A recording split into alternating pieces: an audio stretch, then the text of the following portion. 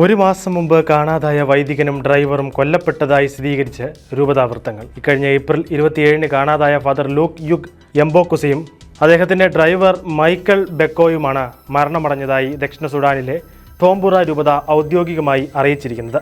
April 27 നഗേറോയിൽ നിന്നാണ് father ലൂക്കിനെയും ഡ്രൈവറെയും തീവ്രവാദികൾ തട്ടിക്കൊണ്ടുപോയത്. ഇരുവരെയും കണ്ടെത്തുന്നതിനായി നിരവധി അന്വേഷണങ്ങൾ നടത്തിയെങ്കിലും ഫലമുണ്ടായില്ലെന്ന് ബിഷപ്പ് എഡ്വാർഡോ ഹിബാറോ കുസാല പ്രസ്താവനയിൽ പറഞ്ഞു. ഇരുവരുടെയും മൃതസംസ്കാരം മേരി മദർ ഓഫ് ഗോഡ് ഇടവകയിൽ ബിഷപ്പിന്റെ കാർമ്മികത്വത്തിൽ നടന്നു. വൈദികന്റെ വേർപാടിൽ വേദനയും നഷ്ടവുമുണ്ടെങ്കിലും സുവിശേഷ തത്വങ്ങളും വിശ്വാസവും മുറുകെ പിടിക്കണമെന്ന് രൂപതയിലെ വിശ്വാസികളോടും സുഹൃത്തുക്കളോടും കുടുംബാംഗങ്ങളോടും ബിഷപ്പ് ആഹ്വാനം ചെയ്തു.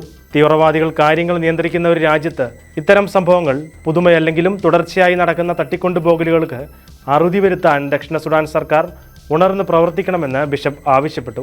അതിനിടെ ഒരാഴ്ചക്കിടയിൽ 2 വൈദികരെ കൂടി തീവ്രവാദികൾ തട്ടിക്കൊണ്ടുപോയത് ജനങ്ങളുടെ ആശങ്ക വർദ്ധിപ്പിച്ചിട്ടുണ്ട്. ഓനിറ്റ്ഷ രൂപതയിലെ ഫാദർ ബേസിൽ, യോല രൂപതയിലെ ഫാദർ ഒലിവർ ബൂബ എന്നിവരാണ് ഇപ്പോൾ തീവ്രവാദികളുടെ കൈകളിലുള്ളത്. വൈദികരെയും സെമിനാരിക്കാരെയും കാറ്റക്കിസ്റ്റുകളെയും തട്ടിക്കൊണ്ടുപോകുമ്പോൾ അവരെ രക്ഷിക്കാനുള്ള ഭീമമായ പണം കണ്ടെത്താൻ പലപ്പോഴും സഭാ നേതൃത്വത്തിന് കഴിയാത്ത അവസ്ഥയാണുള്ളത്. തട്ടിക്കൊണ്ടുപോകപ്പെട്ട പ്രിയപ്പെട്ടവരെ രക്ഷിക്കാൻ സാധാരണക്കാർ ഭൂമിയും വീടും മറ്റ് വിലപിടിപ്പുള്ള വസ്തുക്കളും വിൽക്കുന്നത് ഇവിടെ പതിവായിരിക്കുകയാണ്. മാറി മാറി വരുന്ന സർക്കാരുകൾ പ്രഖ്യാപനങ്ങൾ നടത്തുന്നുണ്ടെങ്കിലും ഈ വിപത്തിന് മാത്രം യാതൊരു മാറ്റവും വന്നിട്ടില്ല എന്നതാണ് യാഥാർത്ഥ്യം.